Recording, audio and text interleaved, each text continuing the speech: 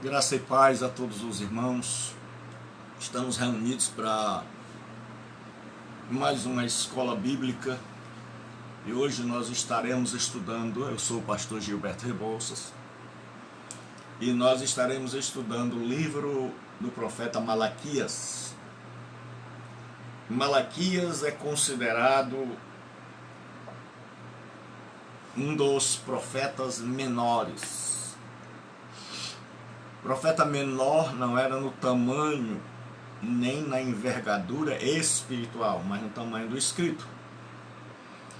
Porque na Tanar, a Bíblia hebraica, os 12 livros que nós chamamos de profetas menores, estes livros formam um só livro, um só rolo.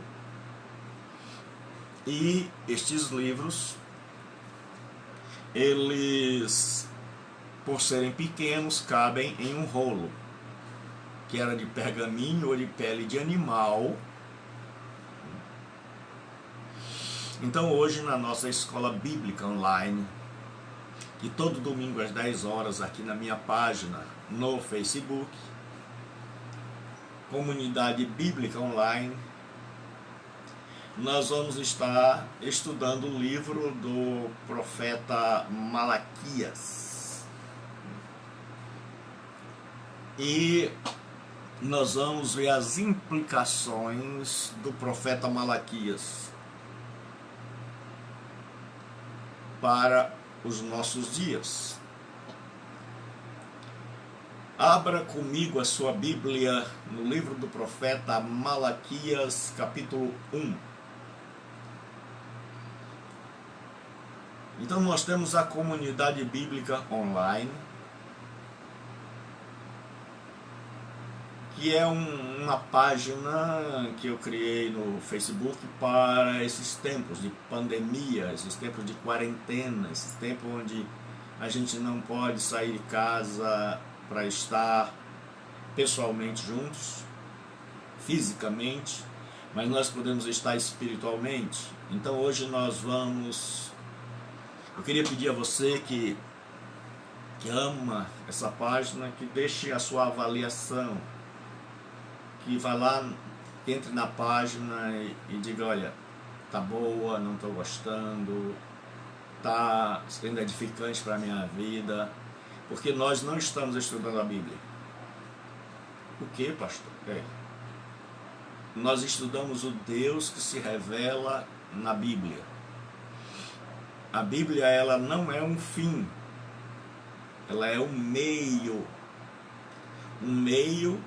que nos leva a Deus, ou um meio pelo qual Deus se revela a nós. Então, estudar a Bíblia só tem deixado muita gente confundido, porque estudam a Bíblia para debater, estudam a Bíblia para se ensoberbecer, estudam a Bíblia para saber quem sabe mais. Quando o ideal era conhecer o Deus que se revela através da Bíblia. Então vá lá na página, curta, compartilhe, vamos divulgar, para que outras pessoas sejam abençoadas. Deixa a tua avaliação de 0 a 10, quanto você está dando para essa página. E nós temos um canal também no YouTube, que é Gilberto Rebouças, com tudo minúsculo, onde você vai ter várias e várias pregações e aulas. Então vamos lá para a nossa escola bíblica dominical.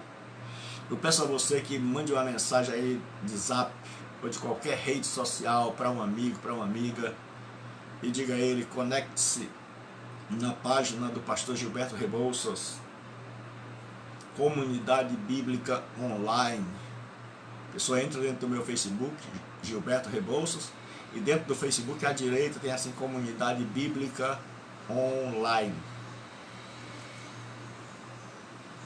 Ligue aí para várias pessoas, para muitas pessoas, mande um zap para várias pessoas, peçam a elas para que se conectem conosco ao vivo pelo Facebook, Comunidade Bíblica Online, para estudarmos juntos o livro do profeta Malaquias. E sem delongas, vamos estudar.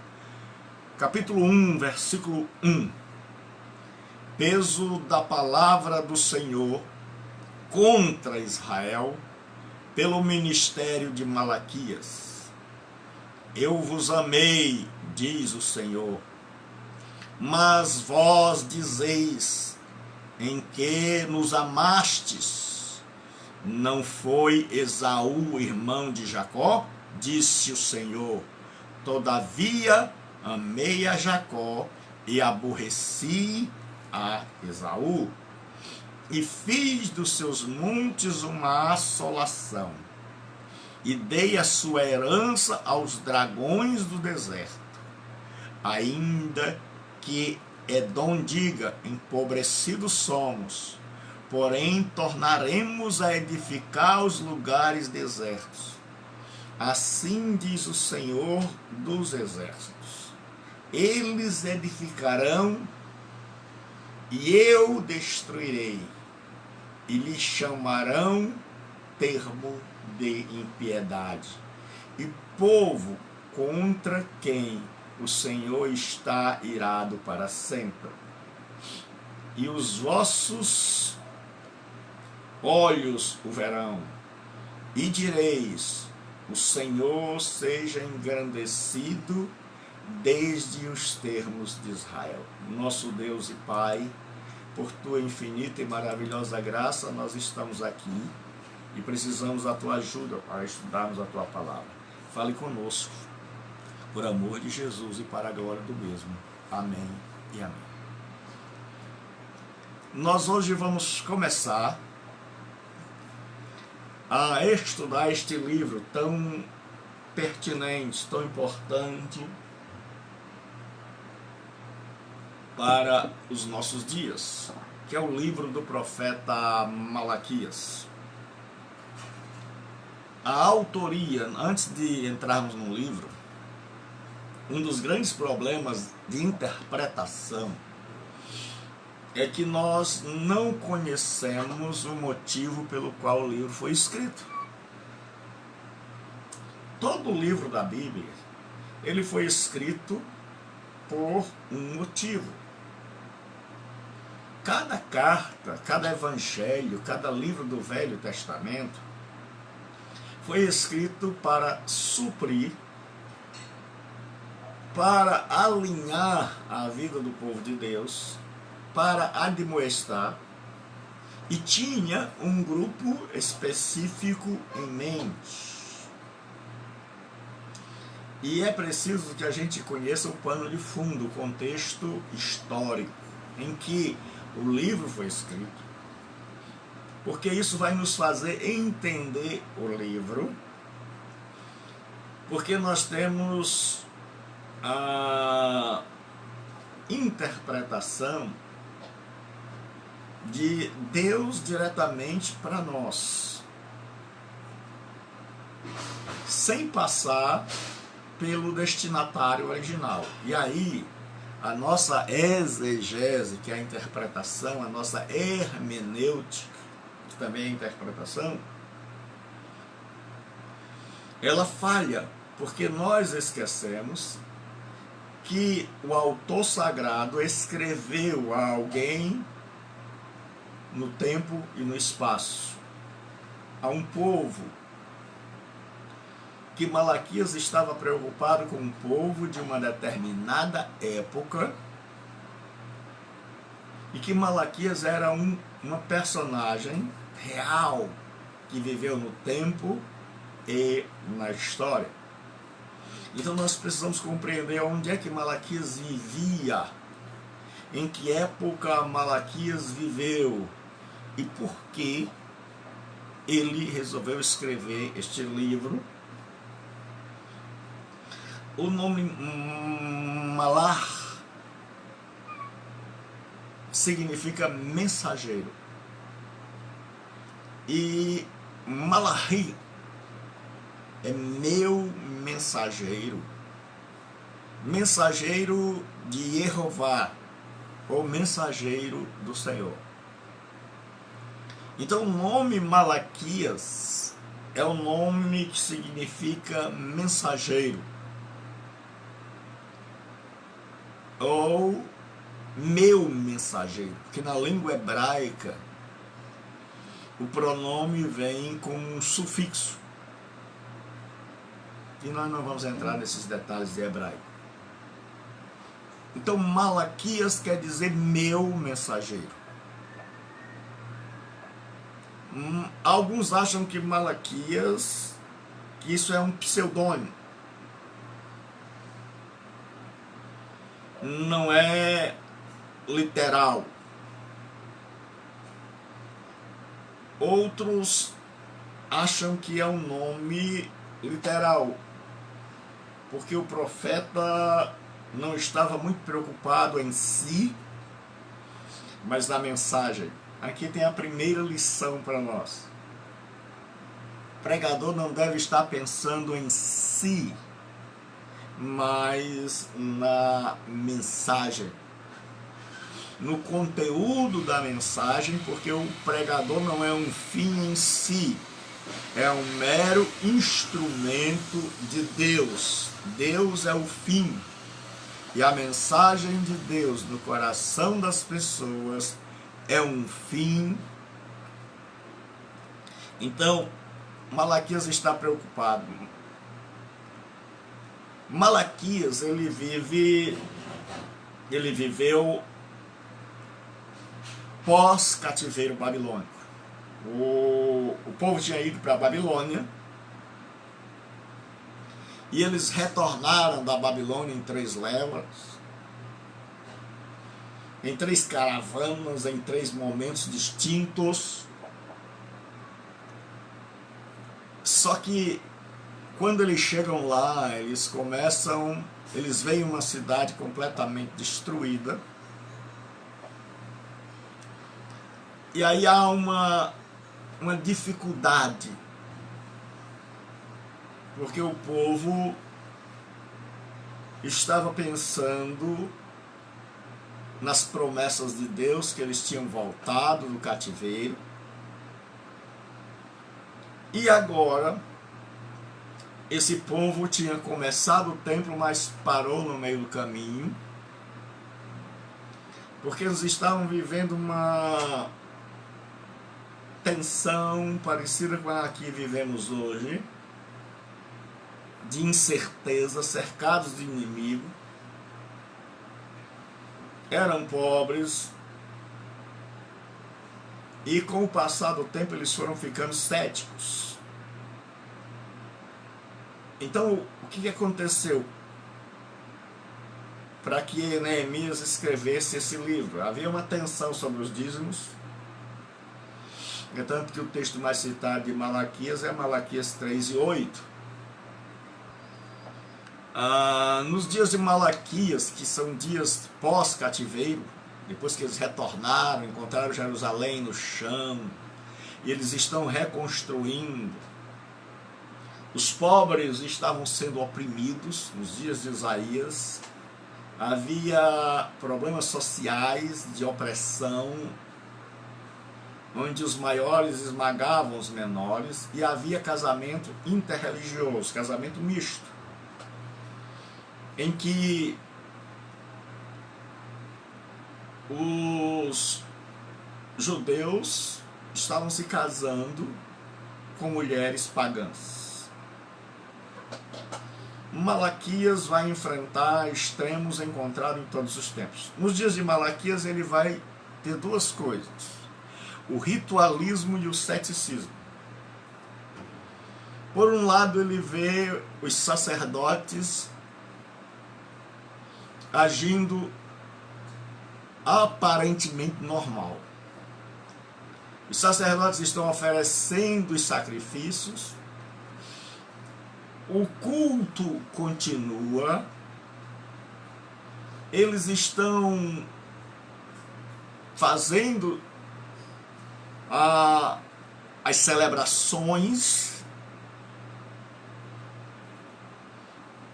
Então existe um ritualismo, um ritual. O povo ama ritual.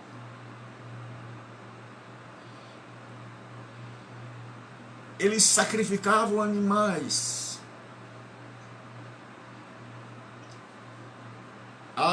Eles colocavam o perfume, o aroma.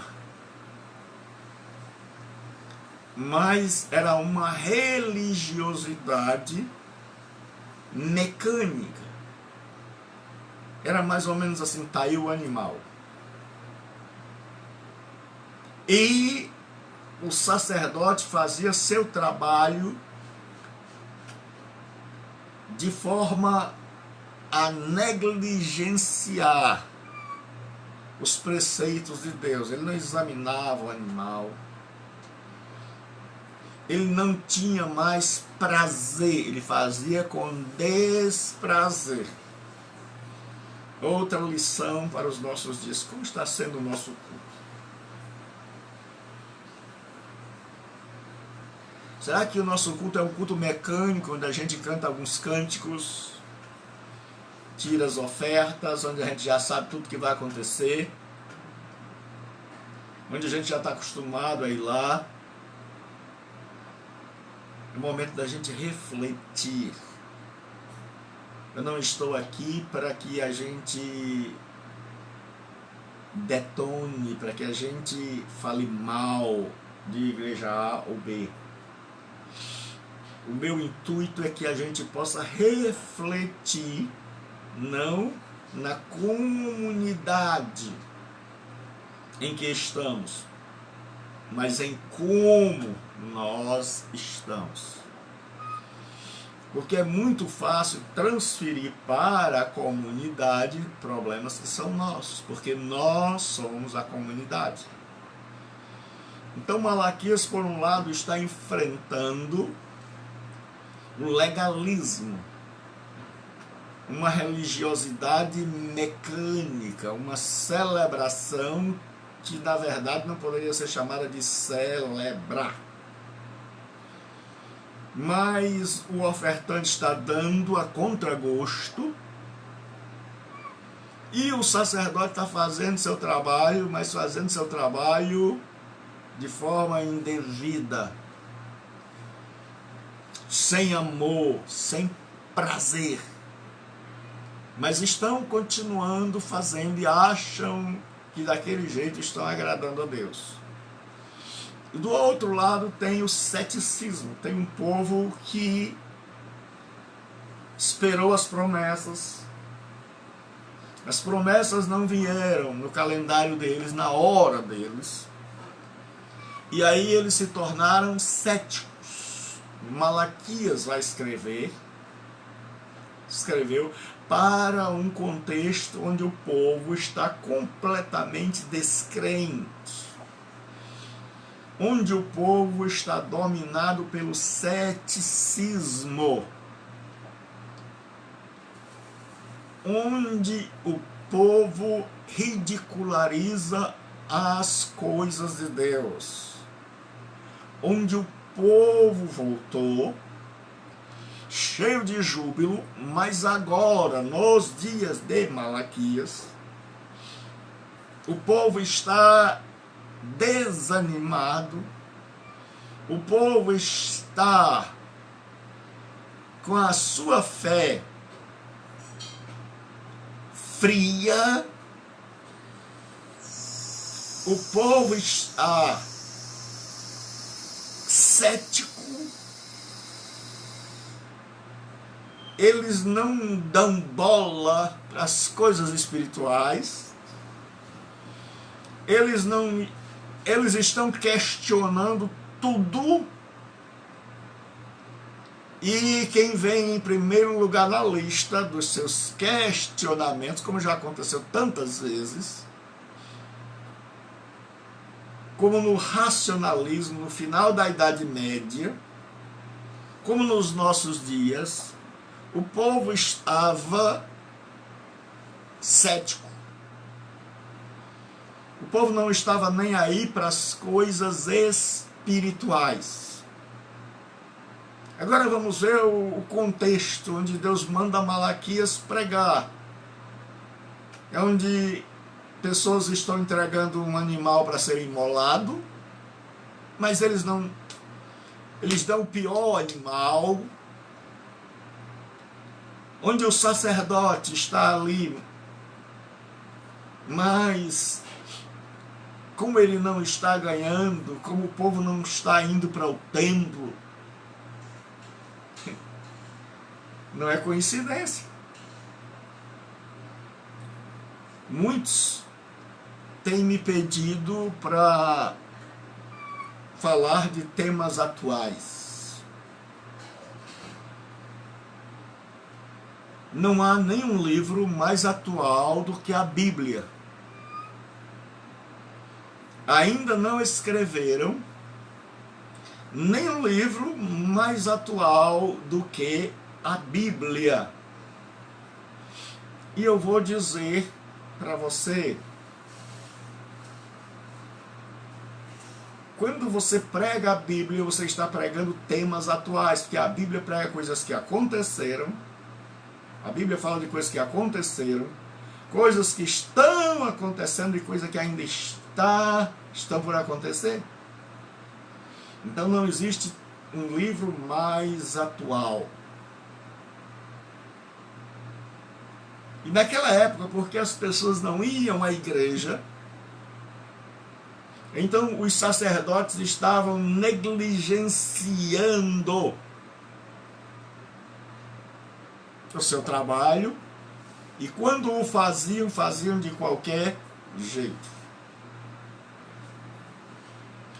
É outra reflexão para os nossos dias.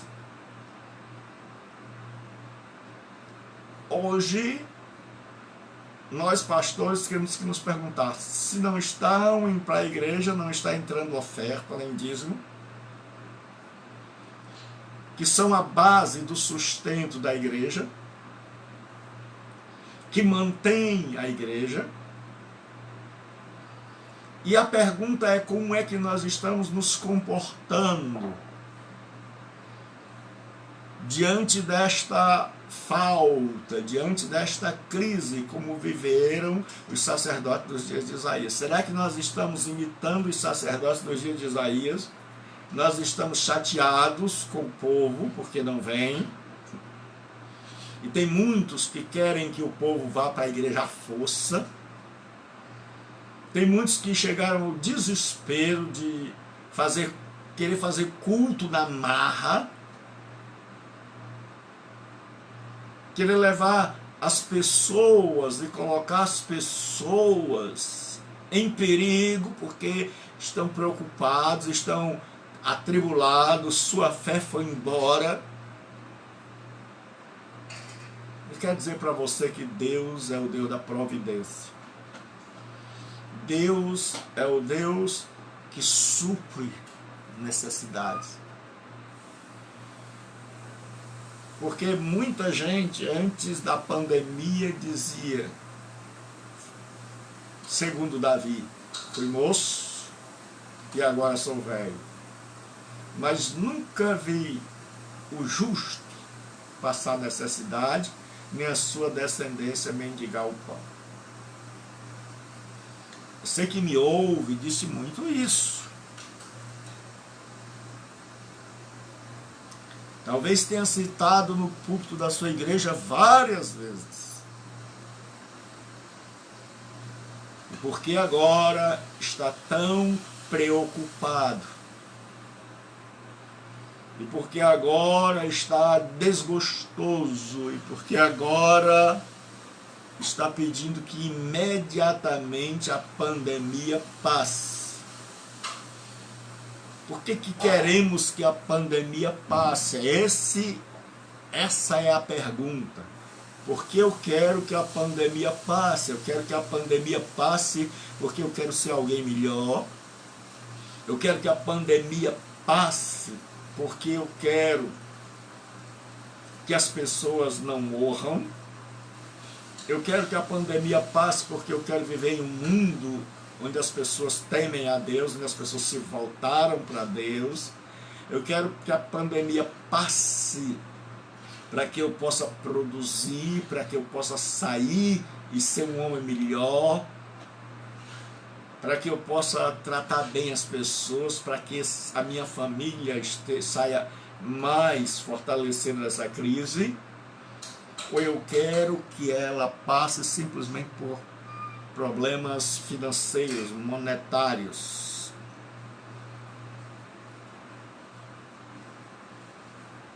Então os sacerdotes estavam assim. Nos dias de Eli, e o povo estava cético. O povo não estava mais nem aí. O povo ouvia uma pregação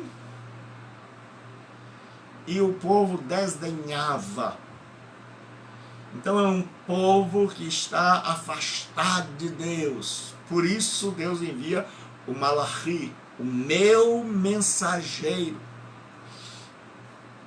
É a graça de Deus, é a bondade de Deus. Deus podia ter deixado esse povo para lá com a sua incredulidade, com o seu ceticismo, com o seu deboche, mas Deus, que é o Deus da aliança, que fez uma aliança com os pais, é um Deus que vai honrar, que vai fazer a sua parte. Outra lição para nós é que se os outros não fazem, não quer dizer que eu não vou fazer. Significa que eu faço, mesmo que os outros não façam e não mereçam que eu faça, porque é assim, porque esse é o Espírito. Porque o Espírito de Deus, não o Espírito Santo, mas a maneira como Deus age, que eu quero dizer, a maneira como Deus é que Ele faz independente do outro fazer ou não. E nós devemos ter esse mesmo princípio, esse mesmo espírito de fazer independente do outro fazer ou não. O gênero literário. Como é que Malaquias escreveu? No Antigo Testamento, entre os judeus, eles faziam pregações, chamavam o povo, se postavam em determinados lugares e anunciavam a mensagem, mas quando iam escrever, escreviam em forma poética, que dá beleza ao texto. Eles usavam a diatribe. Diatribe era uma maneira de se ensinar através de, para comunicar a verdade, de perguntas e respostas. Então Malaquias ele vai fazer uma afirmação, o povo vai, como eles são céticos, uma objeção, porque você que está me ouvindo talvez não saiba o que é ceticismo. Sugiro o seguinte: quando você não souber o que significa uma palavra, procure no Google, coloque no Google e veja lá que você vai ter. Ceticismo era como se hoje a gente pregasse Deus ama você e as pessoas dissessem como ama. Se Ele está deixando milhões de pessoas, milhares de pessoas morrerem, milhares de pessoas sem poder ir ao emprego. Então isso é ceticismo, é você dizer, olha, Deus se importa com você. Como é que Ele se importa comigo? E a pandemia do coronavírus e a Covid, que é o nome da doença, está aí cada dia crescendo e nós estamos presos dentro de casa. Então Malaquias pregava usando a diatribe, que era o meio de afirmar uma coisa, expressar a contestação, a objeção do povo. É uma coisa que muitas vezes nós temos visto. Hoje, infelizmente, a pregação é um monólogo. Nós usamos apenas alguém falando e outros ouvindo. Mas naquela época a diatribe era você pregar era você dizer uma verdade e imaginariamente levantar alguém que contestasse essa verdade, para que aí você pudesse explicar essa verdade. Dizem que Malaquias era o Sócrates do judaísmo, porque Sócrates, o filósofo, também ensinava assim, por meio de perguntas e respostas. Dizem que Malaquias é o Sócrates hebreu. E tanto Paulo quanto Tiago vão fazer uso. Paulo vai dizer, é a lei pecado? Você vai ver tanto Paulo quanto Tiago fazendo inúmeras perguntas em suas cartas. Sempre que você lê uma carta, olhe se ela não tem um ponto de interrogação. Porque geralmente Paulo está fazendo perguntas. Ele diz, quem tentará acusação contra os escolhidos de Deus? É a pergunta. Então, nós vamos ver agora, já sabemos que Malaquias vai começar a fazer a afirmação. Por exemplo, eu vou pegar a mais conhecida, ele vai dizer, vocês estão roubando a Deus. O povo vai fazer uma objeção. Ou talvez o próprio Malaquias, em seu livro, para poder explicar. E aí o povo diz, em que nós estamos roubando a Deus? Veja que o povo não sabe de nada. É como hoje. É um povo cético. É um povo difícil para você alcançar. É um povo que está desalinhado com Deus. É um povo que está fora de sintonia com Deus. Malaquias não está escrevendo para um povo crente, mas para um povo, no nosso linguajar, desviado. Para um povo cuja fé havia morrido. É nesse contexto que Malaquias escreve. Então, como é que vai ser a estrutura do livro? Malaquias vai ter várias perguntas e respostas. E o primeiro exemplo é assim, ele vai fazer uma afirmação, vai ser sempre três coisas. Uma afirmação, vai se levantar uma objeção. É como se hoje a gente dissesse, Deus é todo poderoso. E alguém se levantasse e dissesse, se ele é todo poderoso, por que não cura todas as pessoas que estão doentes? E aí nós fôssemos dar uma explicação. Por que Deus não cura? Não vou entrar tanto, porque não é meu objetivo hoje. Mas Deus tem muito a nos ensinar com essa pandemia. Nós estamos vendo os transportes coletivos todos sendo esterilizados. Nós estamos vendo uma nova cultura de pessoas com uma nova mentalidade em relação à higiene. Nós estamos vendo investimentos na área da saúde. Nós estamos vendo pessoas aprendendo que mais do que o dinheiro, que mais importante do que as indústrias, mais importante do que a política, mais importante do que as reuniões, mais importante do que o culto é a vida.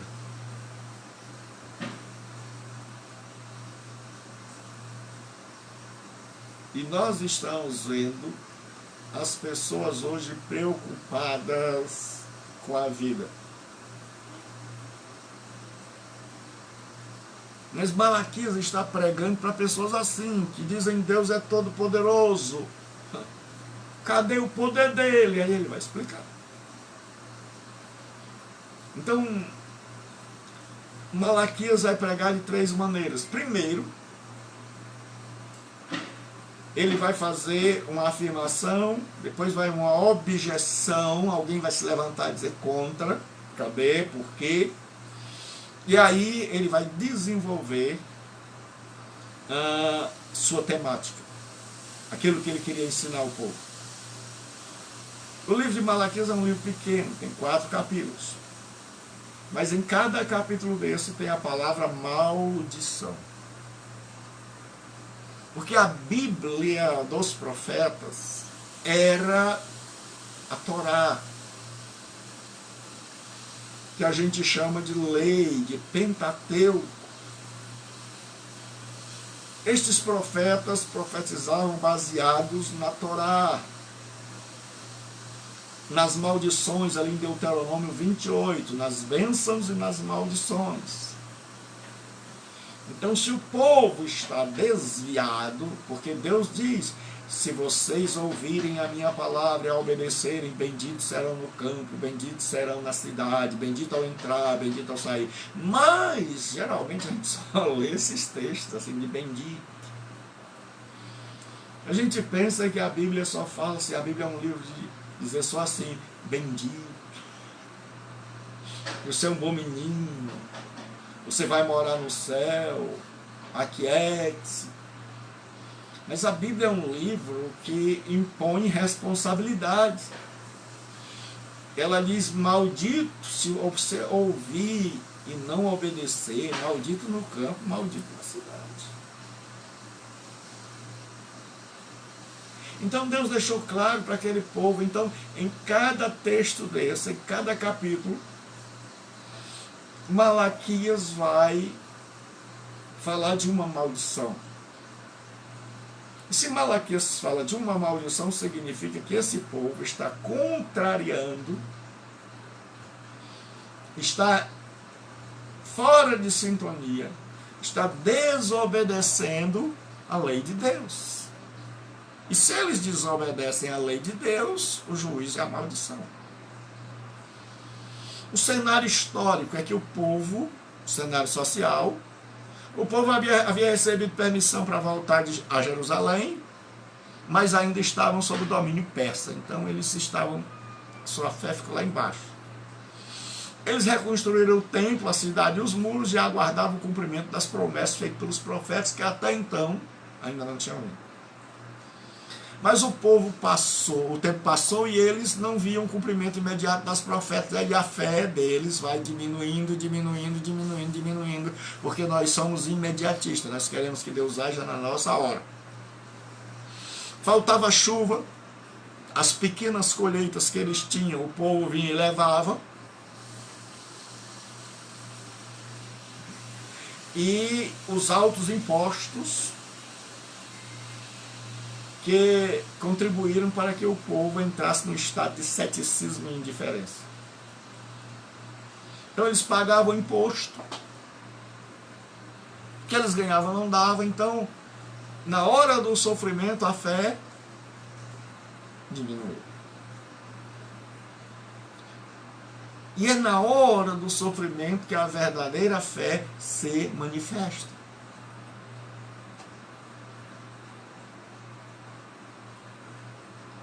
E esse povo aqui está sem chuva, sem safra e tendo que pagar pesados impostos. Então eles se tornam pessoas céticas, a fé deles foi embora, eles se tornam indiferentes.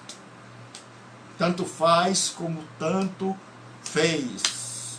E o culto é reflexo disso. O culto que eles oferecem a Deus é assim, é por isso que Deus chama. Os sacerdotes, vendo-se no desamparo, tornaram-se descuidados, indiferentes com as funções no templo. Eles agora não estão recebendo, então eles não estão olhando, fazendo as coisas com amor. Eles estão mais preocupados com a família do que com a obra de Deus. O casamento com mulheres pagãs e o divórcio das mulheres judias era normal. Então, naquela época, eles contraíam matrimônio com uma mulher. Primeiro, eles arrumavam uma desculpa para mandar a esposa antiga, mais velha, embora, nada de novo debaixo do sol, e arrumar uma mais nova. Então, meu amigo, como é que você me pede para falar de temas atuais? A Bíblia é atualíssima.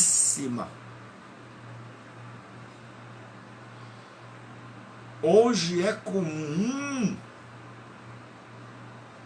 homem deixar uma mulher mais velha por uma mais nova. E era isso que estava acontecendo nos dias de Malaquias, é isso que acontece nos dias de hoje, infelizmente é isso que vai acontecer amanhã.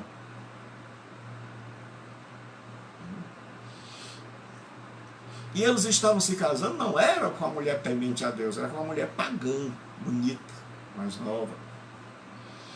Os dias de Malaquias são semelhantes aos dias da igreja de Laodiceia e de Sardes, um dia onde as pessoas estão indiferentes, tanto faz como tanto fez. Para alguns a vida é sem sentido, a vida não faz sentido, porque são gente dos dias de Malaquias. São gente que tem o espírito do povo de Malaquias, gente cética, gente que porque sofreu, porque passou dificuldades na vida, perdeu a fé e joga a culpa em Deus. Faltava mantimento no templo por causa do povo reter o dízimo. Você quer assunto mais atual do que esse? Foi uma pessoa que mandou, uma pessoa que eu amo muito, disse: rapaz, fala de assuntos atuais.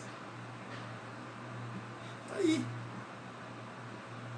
Faltava mantimento no templo por causa do povo reter o dízimo. É isso. Hoje quase todas as igrejas estão atribuladas porque o povo não tem condição de dar o dízimo, porque não está havendo culto. Tem gente apavorado, disposto a abrir o templo de qualquer jeito, não está preocupado com a saúde do povo, porque não está entrando dinheiro. Porque o templo vive de ofertas e dízimos, e se não tem gente no templo, não tem oferta nem dízimo.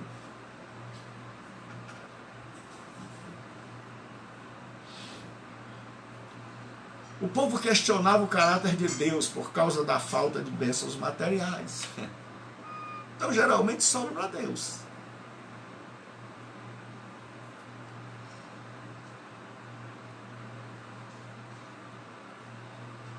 Se você observar nos dias de Jacó e de Isaac, melhor dizendo, Isaac, porque estava num lugar árido, desenvolveu um sistema de irrigação. E a Bíblia diz que ele colheu 100 vezes mais, porque ele cavava poços. E com estes poços, Isaac desenvolveu um meio de irrigação. O grande problema é que nós queremos que as coisas aconteçam, mas nós não queremos estudar, nós temos preguiça de escrever. Você vai ver, sempre eu peço, pessoal, poste aí um comentário, poste uma avaliação da página. No máximo a pessoa dá uma curtida, porque é só tancar assim. Ou então ele bota uma mãozinha assim, e quando escreve é assim: beleza, B-Z-A. Nós queremos culpar a Deus, mas nós não queremos estudar. Nós não gostamos de escrever livro para nós. É castigo e não prazer, não deleite. O maior de todos os problemas era a falha do povo em lembrar-se do amor do Deus da aliança para com eles. Este foi o motivo que desencadeou todos os problemas tratados neste livro. E o profeta Malaquias vai insistir para que o povo volte para a lei e os profetas, que era o Antigo Testamento. Então qual era o grande problema deles? Era cadê o amor de Deus? Nada mais atual.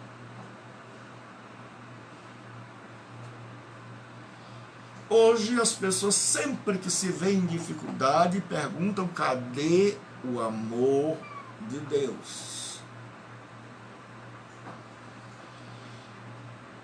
Você já imaginou se fosse o contrário? Se todas as vezes que nós estamos aquém, e isso é o tempo todo, Deus perguntasse cadê o amor de vocês? E Deus se tornasse indiferente para conosco, porque nós não o amamos como Ele merece e como Ele exige. Não, Deus não deixa de me amar, porque eu não sou 100%. Deus não deixa de amar você, porque você é 100%. Você não é 100%. Mas Deus é 100%.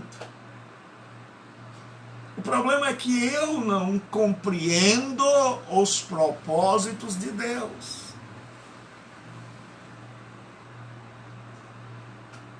E aí o que acontece agora? Malaquias vai falar do amor de Deus, de que Deus continua amando esse povo. Agora imagine como é difícil para um povo com fome, para um povo uma espécie de quarentena lá na Palestina, numa cidade arrasada, que tinha acabado de ser construída, cercados de inimigos. Esse povo agora ainda tinha que pagar imposto. Tinha um governador persa lá, sempre teve um Pilatos.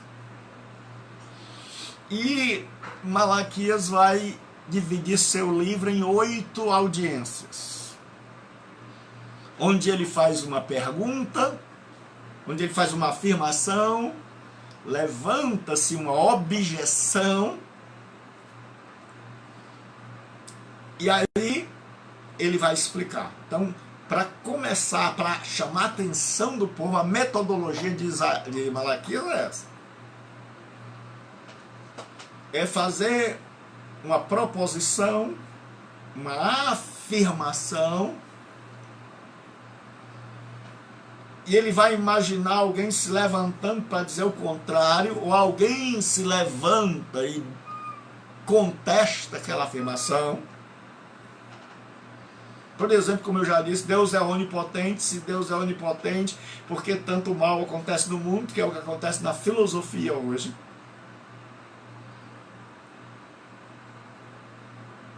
Cadê a onipotência de Deus? Então Malaquias pregava assim, e ele vai ter 8 audiências com o povo, onde ele vai afirmar, o povo vai objetar, levantar uma objeção, e daí ele vai explicar. Então nós vamos entrar agora no livro. Creio que você já está bem inteirado sobre o livro. Então, sentença de Jeová contra Israel. Para os hebraístas de plantão, eu sei qual é a pronúncia mais cotada hoje entre os eruditos para o nome sagrado. YHWH. Chamado tetragramaton, mas eu não me vejo digno de pronunciar o nome sagrado. Por isso eu digo Jeová, Yahvé. Minha pronúncia predileta é Yahvé. O capítulo 1 começa com a sentença do Senhor. Sentença pronunciada pelo Senhor contra Israel por intermédio de Malaquias. Veja, Malaquias é o meio e não o fim. O profeta é o meio, a mensagem vem de Deus, não dele. A palavra traduzida por sentença é a palavra massá, que significa peso, carga, fardo. Era uma carga colocada por um senhor, um déspota ou uma divindade sobre os que lhes são subordinados, animais, pessoas ou coisas. Então Deus coloca sobre os ombros de Isaías agora um peso. Outra lição para nós pastores, Deus colocou sobre nós um peso, uma carga, para que a gente pronuncie, porque não é fácil anunciar o evangelho ao mundo. Porque a nossa grande defesa é que nós estamos pregando dentro de igrejas. É porque nós fazemos um monólogo e não há ninguém que se levante e contradiga, porque senão nós iríamos muitos em maus lençóis. E Deus pega e coloca, Deus não disse para você, quando o chamou para o ministério, se é que ele chamou, que seria fácil. Sentença é a palavra peso.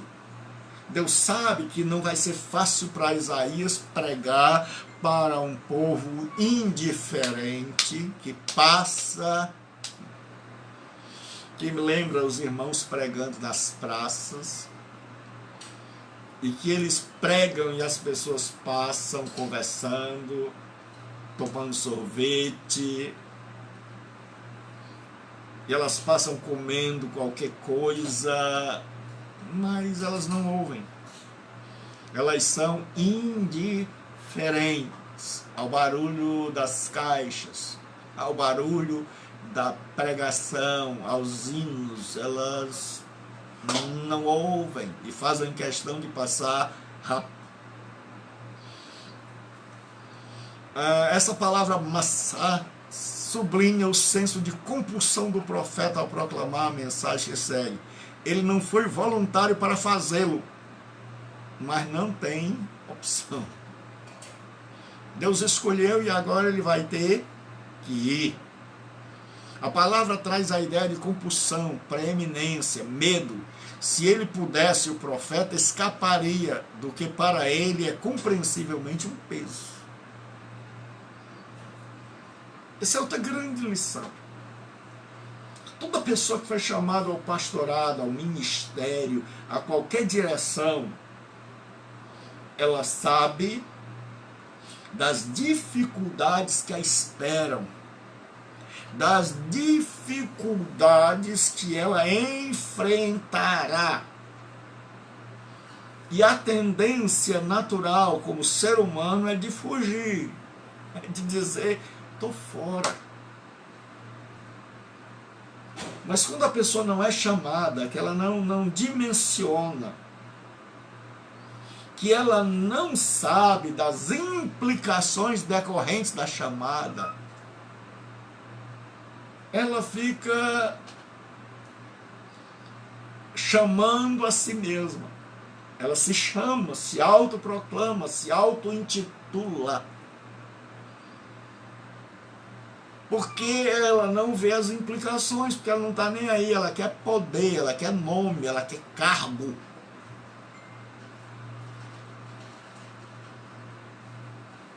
Mas quando você sabe o que Deus vai fazer, que Deus não colocou sobre você um título, é tanto que o nome Malaquias ninguém sabe se é nome, ou se é apenas um pseudônimo, porque a gente chamaria hoje de apelido.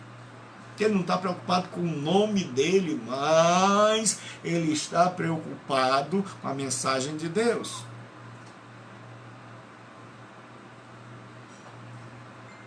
E aí princípio, meio, fim da sentença.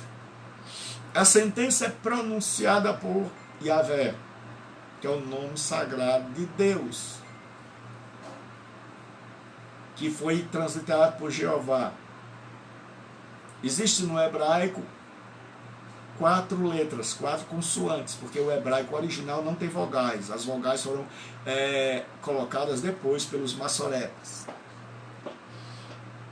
No hebraico nós temos Iod, Rei, Vav, Rei. E os maçoretas e os eruditos hebraicos colocaram vogais de Adonai e de Elohim, que deu Yahvé, o que deu Ieoá. Daí vem aquela música, Ieoá. Então fica Ieoá, ou Yahvé, mas isso foi proposital para que ninguém pronuncie o nome de Deus. E hoje os eruditos estão chegando bem próximo da pronúncia correta. Há muito tempo dou aula de hebraico, mas hebraico é para quando a gente precisa e não para aparecer. O meio utilizado por Yahvé para anunciar a sentença é Malaquias. Então Deus vai dizer, vai colocar na boca. Então não tente inventar pregações. Pregue o que está na Escritura. E o objeto da sentença é a nação de Israel. Contra. Pregue contra. El é a preposição, que pode ser para, pode ser traduzido por para ou contra. Então, sentença pronunciada pelo Senhor contra Israel. Por que não é a favor de Israel? Porque Israel está desviado, porque a nação está cética e indiferente. E não existe coisa pior para um pregador do que pregar para ouvidos surdos. Pregar para quem não quer ouvir. E é isso que o povo de Israel está. Então vai começar a primeira audiência. Ninguém sabe onde o profeta está, se ele está perto do templo, se ele está numa praça, se ele prega sempre no mesmo lugar, ou se ele prega em lugares diferentes. Mas ele vai no cerne, na essência do problema, que é a questão do amor de Deus que é questionado. Aquele povo que nasceu e cresceu e envelheceu ouvindo a palavra de Deus, que Deus é maravilhoso, que Deus ama o povo de Israel, é um povo que está agora vendo a coisa diferente. Então esse povo questiona o amor de Deus. O amor de Deus é questionado. E agora as pessoas estão pondo em dúvida. Então hoje nós temos no mundo basicamente 3 tipos de pessoas. Aquelas que creem no amor de Deus, apesar de. Aquelas que nos momentos de luta ou por causa de uma vida de dor, elas questionam o amor de Deus, que é o caso aqui, e aquelas que não acreditam nem sequer que Deus exista. Então o profeta vai começar falando sobre o amor de Deus. E como é que ele vai entrar nesse assunto através da diatribe? Uma proclamação, uma afirmação. Alguém levanta-se e faz uma objeção e aí ele começa o assunto. Então ele diz assim: eu vos tenho amado, diz o Senhor. Isso é afirmação. Ele está dizendo, o Senhor está dizendo ao povo de Israel por meio do profeta: eu vos tenho amado. Mas, conjunção adversativa, que é o contrário, vós dizeis, então Deus diz: eu vos tenho amado. Mas olha o que o povo de Israel diz: mas vós dizeis, em que nos tens amado? É muito fácil pregar hoje, onde todo mundo fica caladinho. Só tem gente de igreja. Onde ninguém questiona. Então o profeta diz: olha, eu vos tenho amado, diz o Senhor. E o povo imediatamente levanta e diz: mas vós dizeis, em que nos tem amado? Aí começa: não foi Esaú, irmão de Jacó? Disse o Senhor. É a primeira pergunta. Todavia amei a Jacó, porém aborreci a Esaú, e fiz dos seus montes uma assolação, e dei a sua herança aos chacais do deserto. Então aqui você vai ver a primeira audiência, a afirmação de Deus: eu vos tenho amado. A objeção do povo: em que nos tem amado, nos tens amado. E a explicação agora: o amor de Deus é demonstrado na escolha de Jacó.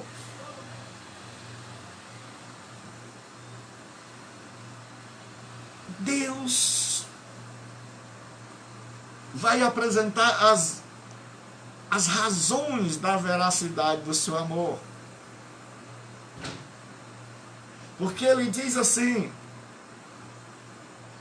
amei a Jacó, Yaakov.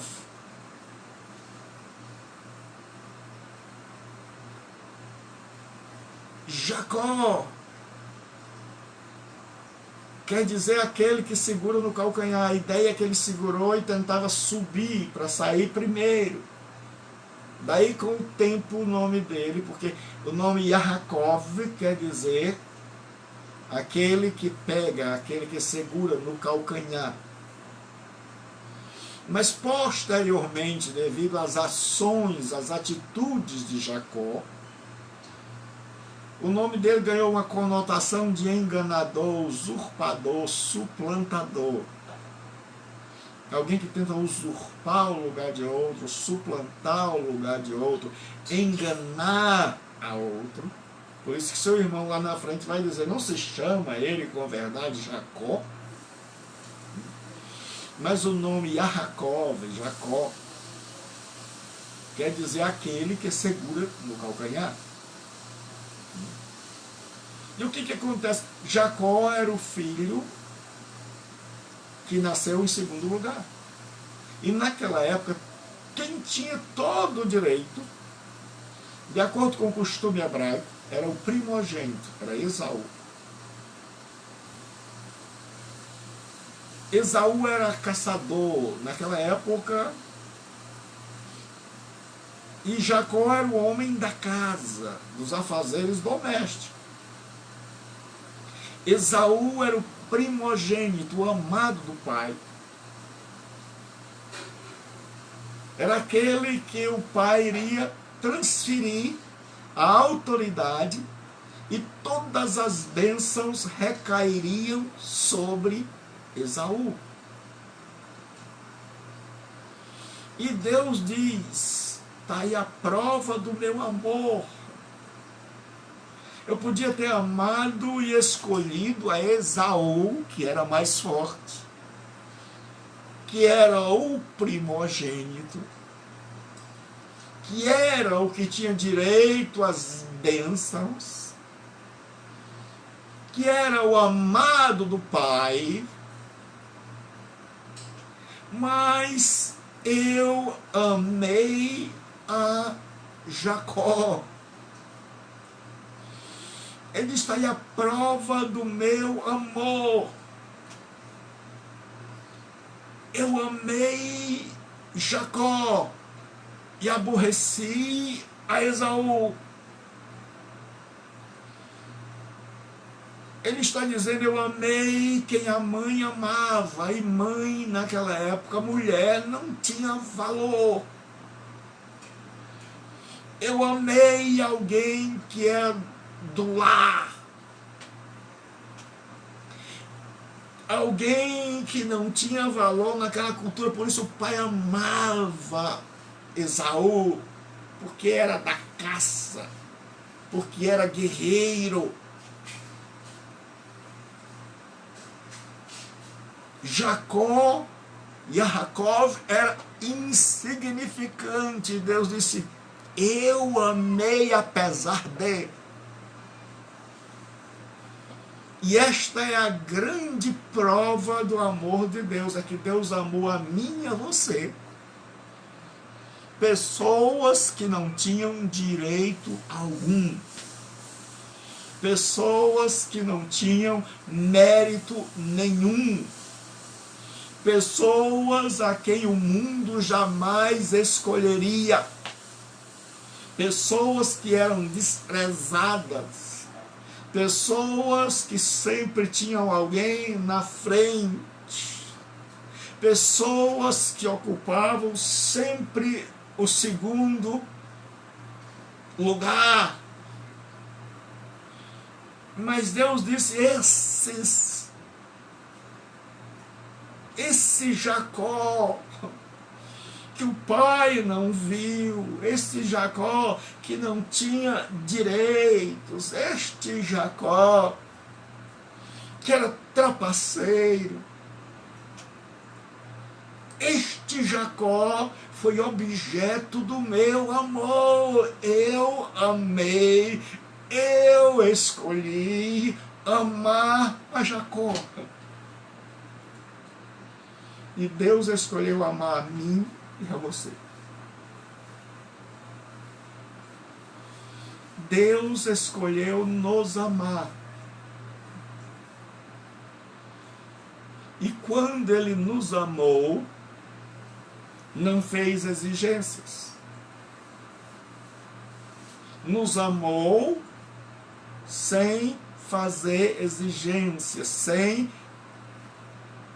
usar critérios, sem dizer assim, para eu te amar, você tem que ser um rapaz bem comportado, você não pode falhar.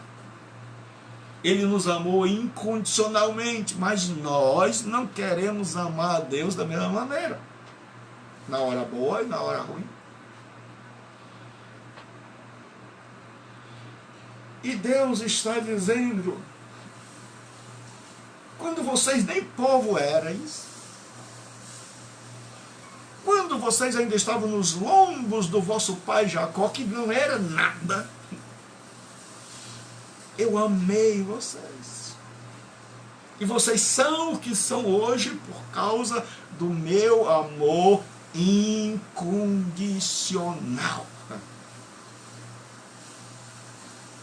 É como se Deus dissesse, agora que eu preciso que vocês confiem em mim, vocês viraram as costas.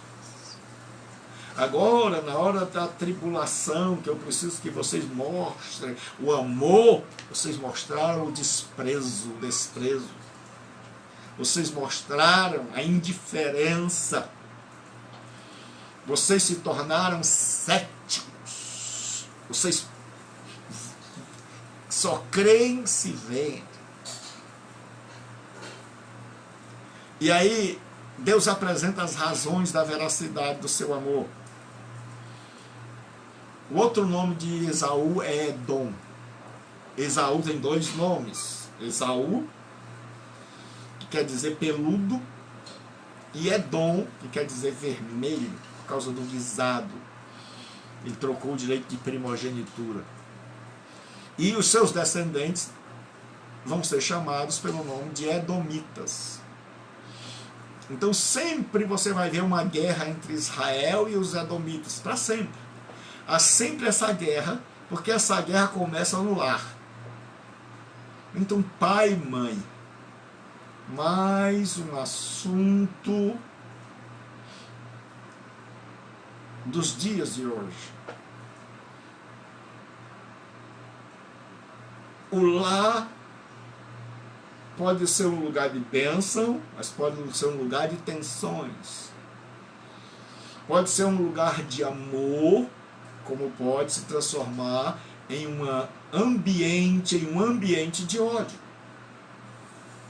E esse lar, onde Isaac amava Esaú e Rebeca amava Jacó, onde os pais eram parciais, cada um tinha o seu preferido,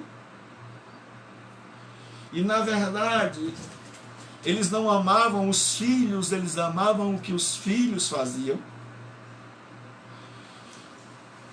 Isaac amava Esaú porque Esaú trazia caça, fazia guisado, e ele adorava aquilo, ele amava. E Rebeca amava Jacó porque Jacó era o filho que a ajudava nos afazeres domésticos. Então eles não amavam as pessoas por elas, eles amavam pelo que elas faziam. E Deus nos ama não pelo que eu faço ou que eu deixo de fazer. Deus ama a mim e a você por nós.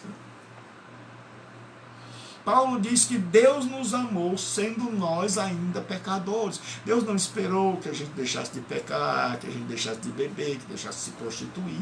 Deus nos amou sendo nós ainda pecadores. E ele vai dizer agora, porque os edomitas queriam se reerguer. E lembre-se que Edomita é descendente de Edom, que é o outro nome de Esaú. Então Esaú tem dois nomes. Esaú e tem um apelido, vamos dizer assim, de Edom. Se Edom diz, fomos destruídos, porém tornaremos a edificar as ruínas. Os edomitas agora vão morar na montanha, no Monte Seir. E eles foram destruídos pelos árabes nabateus. E o profeta diz assim, se Edom diz, fomos destruídos, porém tornaremos a edificar as ruínas, então diz o Senhor dos Exércitos, e sempre vai ser Yahvé Tsavaote. Depois do cativeiro, Deus sempre é chamado de o Senhor dos Exércitos, Yahvé Tsavaote. Aí assim, diz o Senhor dos Exércitos, eles edificarão, mas eu destruirei. E Edom será chamado terra de perversidade, e povo contra quem o Senhor está irado para sempre. Os vossos olhos o verão, e vós direis, grande é o Senhor, também fora dos limites de Israel. Outra grande verdade atual, é que Deus não é o Deus de Israel. É o Deus que usou a instrumentalidade de Israel para alcançar as nações. Mas Deus está dizendo, olha, que aquele povo se preocupava com as nações ao redor. E Deus disse para eles, porque os edomitas, descendentes de Esaú, esse ódio que começou no lar, que muitas vezes nós pais não percebemos que há uma raiz de ódio brotando, que vai se transformar numa planta, que vai se transformar numa floresta, e que é mais fácil arrancar uma raiz do que derrubar uma floresta. Pai, olhe para os seus filhos, olhe para a sua filha. Eu vejo pais que preferem conversar com outros do que conversar com os filhos. Os filhos ficam ali sentados enquanto eles estão conversando com outros. Pais que não veem os filhos. Você quer assunto contemporâneo? A Bíblia está cheia. A velha Bíblia, sempre nova. Um livro escrito há tantos e tantos anos atrás. Mas sempre nova. Alguns dizem que ela se renova a cada manhã. Não é assim. Se a Bíblia se renova, quer dizer que ela é imperfeita. Porque eu e você precisamos de um celular novo, precisamos estar sempre mudando, sempre comprando coisas novas, porque elas vão ficando obsoletas, ultrapassadas. E aí a gente precisa de algo novo, porque é imperfeito. Porque o que é hoje de ponta amanhã é obsoleto. Não resiste ao tempo. Mas a Bíblia não é assim. Ela é mais nova e mais atual do que o jornal de hoje. Como é, pastor Gilberto? Você quer pregar assuntos contemporâneos? Pregue a Bíblia. Exponha a Bíblia. Que ela vai falar assuntos de hoje. Então, a Bíblia não se renova a cada manhã. Ela é a mesma, sempre, porque ela é perfeita. Inspirada por Deus. Que se renova, é o meu entendimento, eu sei. É que a cada dia, à medida em que nós nos preocupamos em conhecer a Deus, Ele vai descortinando a sua palavra e abrindo os nossos olhos e abrindo a luz do nosso entendimento. A palavra de Deus não se renova a cada manhã. Ela é a mesma. Ela é perfeita porque ela é a expressão de um Deus perfeito. Agora, o que se renova é o nosso entendimento. À medida em que nós amadurecemos, é porque nós temos um monte de gente que frequenta a igreja, que nunca cresceu, que nunca se preocupou em amadurecer, que tem 20 anos que frequenta a igreja e é a mesma pessoa, pensa do mesmo jeito, raciocina do mesmo jeito. Paulo diz: quando eu era menino, pensava como menino, raciocinava como menino, mas logo que cheguei a ser adulto, acabei com as coisas de menino. A pergunta é: você já tem maioridade espiritual? Vou perguntar de novo: você já tem maioridade espiritual? Você já é capaz de discernir entre o certo e o errado? Você já é capaz de se conduzir? Você já é capaz de amar a Deus, de saber o que eu estou dizendo quando eu digo que nós não estudamos a Bíblia, mas o Deus que se revela através dela?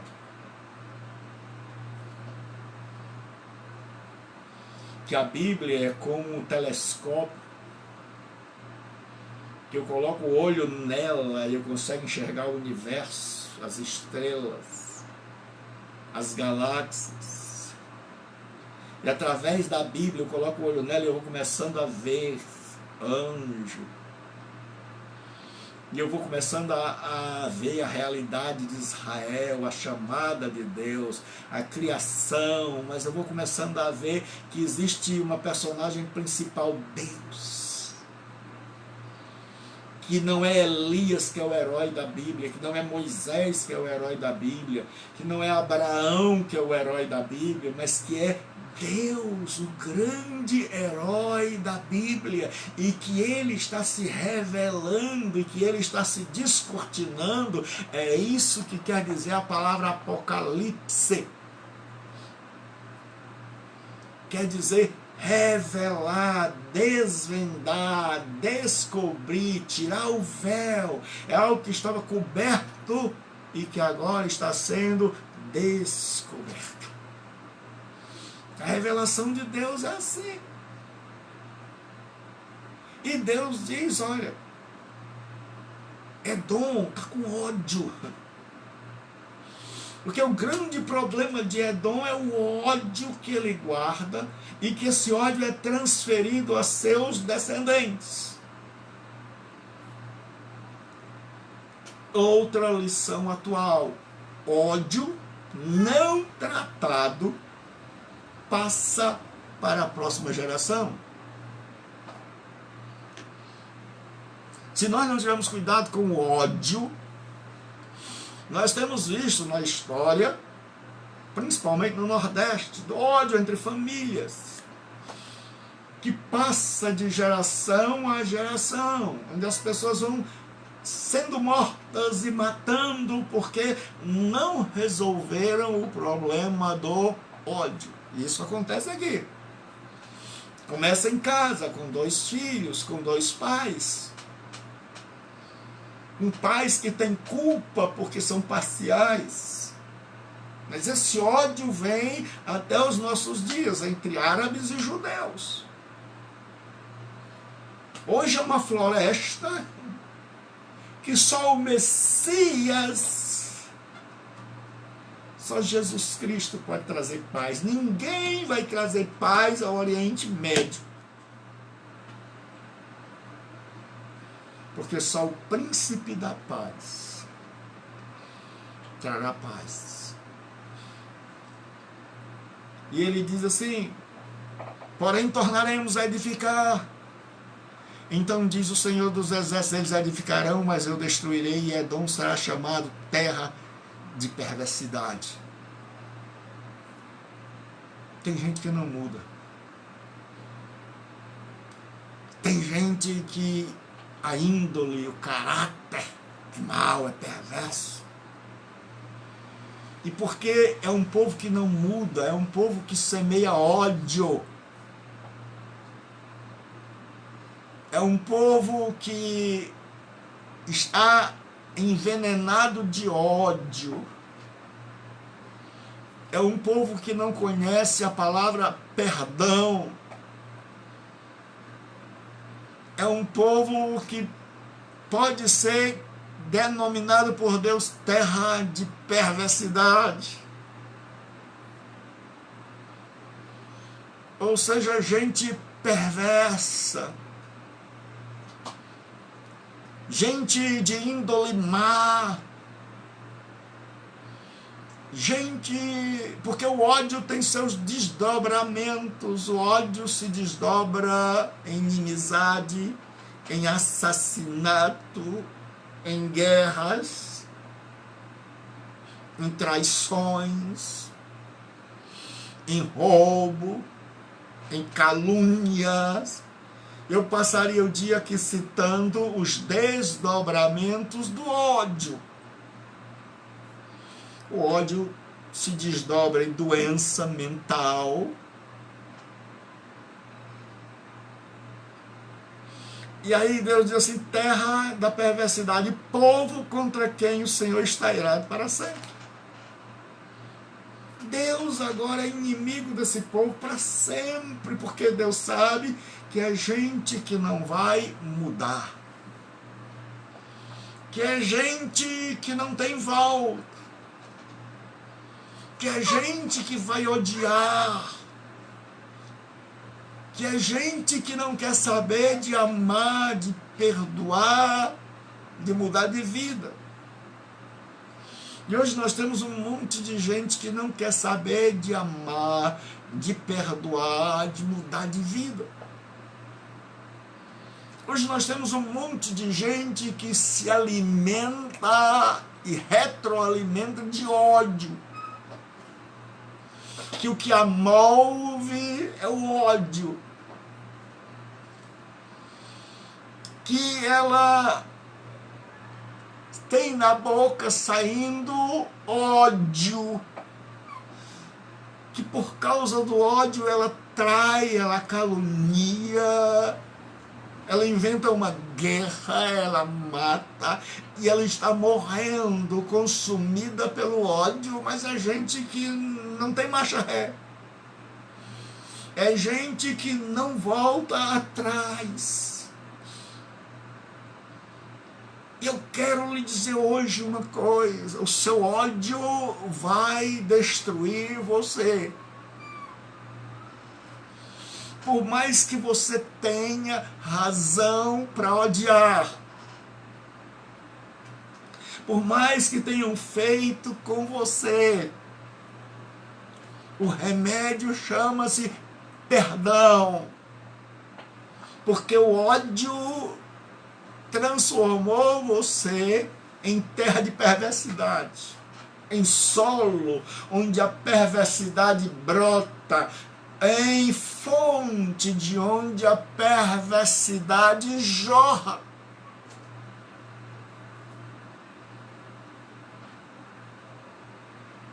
E ele diz assim: Deus está irado contra gente assim, contra gente que odeia, contra gente que não tem marcha ré, contra gente que não se arrepende. Hoje é prática comum, é fala comum, é verbalização comum as pessoas dizerem: não me arrependo de nada que eu fiz. Pois eu quero lhes dizer: eu me arrependo de quase tudo que eu fiz.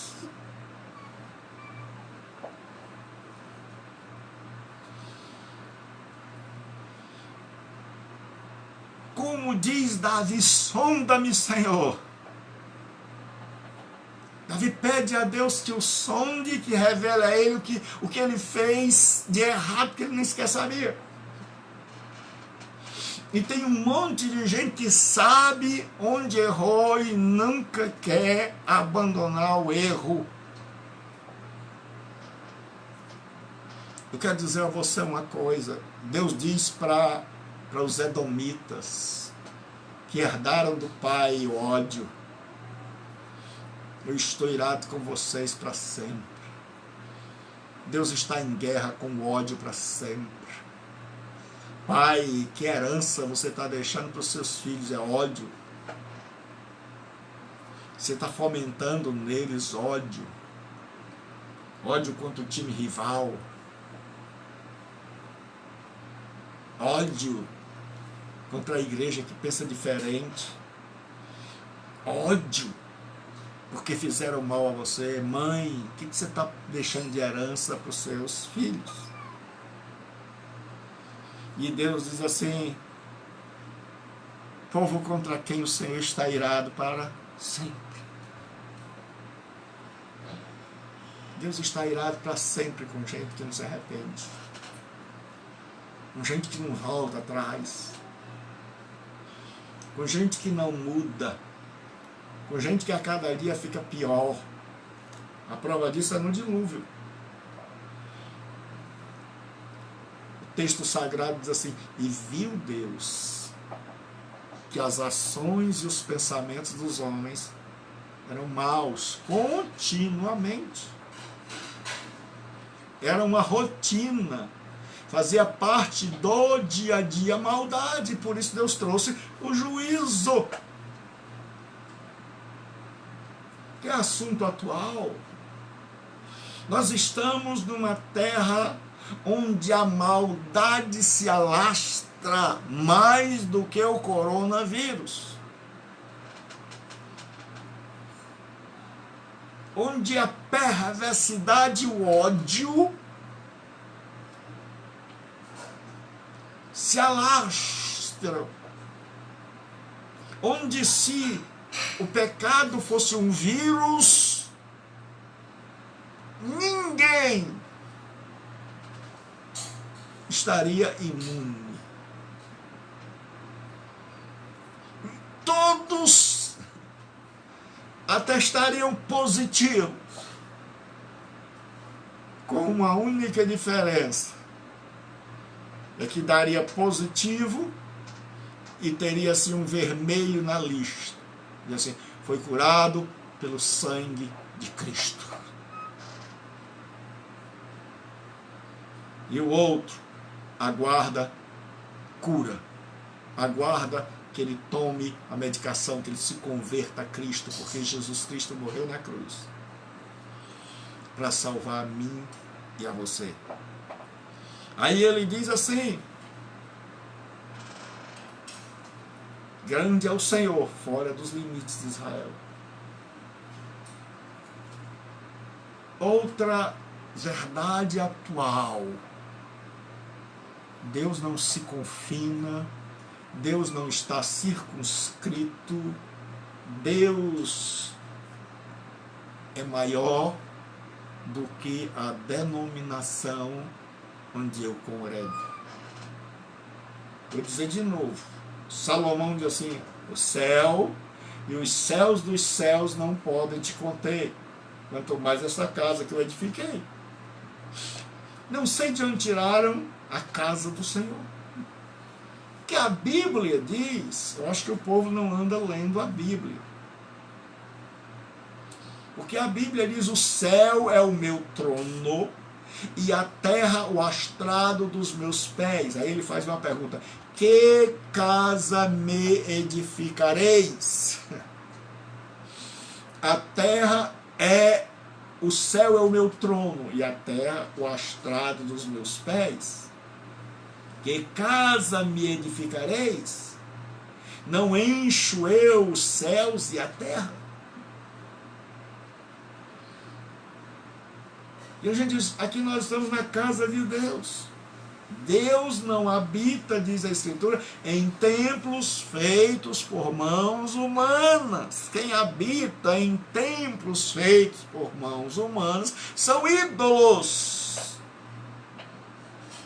O que muita gente serve é a caricatura de Deus e não Deus. Porque nunca, como o povo dos dias de Malaquias, eram indiferentes. Quando a gente fala de estudar a Escritura, a primeira coisa que a pessoa pergunta é validado pelo MEC? Meu irmão, você quer um curso validado pelo MEC? Vá na Unifor. Vou fazer até propaganda aqui, gratuita. Na UES. Na UFC. Tem curso lá, todos os cursos são validados. Curso de teologia a pessoa faz não para ter um diploma, mas para conhecer a Deus, mas para se capacitar para servi-lo, mas para saber como adorá-lo, para conhecê-lo e se conhecer, porque à medida em que eu conheço a Deus, sendo eu a imagem de Deus, eu vou me conhecendo. Eu vou descobrindo a perfeição de Deus e a minha imperfeição. Então o curso de teologia não é para certificar ninguém. Mas o curso de teologia, você recebe um diploma, e aí você pode ir validar, fazer uma parceria com a instituição para que ele adquira o status de nível superior. É um direito que você tem, mas não é esse o objetivo.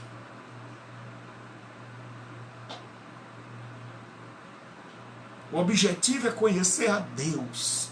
Eu estava dando aula e uma senhora disse: a sua prova, a sua avaliação, a nota foi tão baixa. Ela olhou para mim e disse: professor, não estou interessado em nota não, eu estou interessado em terminar logo isso, porque com esse diploma a pensão que o meu marido deixou vai aumentar. Que triste. Que triste. Você quer um curso validado? Você quer um curso? Vá para o UFC. Vá para o UES. Você quer aprender sobre Deus? Faça um curso de teologia, e um curso de teologia com alguém que tem temor a Deus. Não faça, eu desaconselho fazer um curso de teologia com teólogo liberal. Se o professor não acredita em milagres, ele jamais acreditará que Deus faz o milagre de transformar a sua vida. Porque o maior milagre não é o mar se abrir, é o meu coração se abrir, é o seu coração se abrir. Porque se um professor não acredita que a Escritura é a palavra de Deus, o que você vai aprender com ele? E deixa eu dizer aqui para vocês que andam ensinando em seminários. Eu já estou nessa caminhada há mais de 20 anos. Inclusive ensinando grego e hebraico. Ai de vós que dizeis aos alunos que a Bíblia não é a palavra de Deus, mas ela contém. Ai de vós que vos julgais dignos de criticar a Escritura. Ai de vós que fostes chamados para ensinar pessoas a temerem e a crerem no Deus da Bíblia e que estão transformando seus alunos e discípulos em céticos, em incrédulos, sob a égide de que eles são cultos profundos. Jesus já tinha falado nesse assunto pertinente, são as profundezas de Satanás. Não crê na inspiração da Bíblia. Não crê no nascimento virginal de Cristo. Não crê na expiação. Dizer que os evangelhos foram compostos no 4º século. Se é para crer nisso, se é para ser ateu disfarçado de evangélico ou de católico, seja, assuma-se. Reconheça o seu ateísmo, reconheça que você não crê nem se submete às santas Escrituras. Porque a verdadeira teologia parte do pressuposto de que a Bíblia é a palavra de Deus, e o Deus da Bíblia é o Deus da verdade, e a Bíblia é o meio pelo qual Deus se revela. E não cabe a mim questioná-la. E eu não fui chamado para questionar a Bíblia, para sair procurando erros na Bíblia. Eu fui chamado para ministrar a Bíblia em fé, para acreditar que ela é não de capa a capa, porque a capa não foi inspirada. Tem gente que deu creio de capa a capa. A capa não foi inspirada. Eu creio do Gênesis ao Apocalipse. Eu creio na Bíblia toda, que ela é a palavra de Deus, inerrante. Essa é a minha fé. Se fosse para eu crer que a Bíblia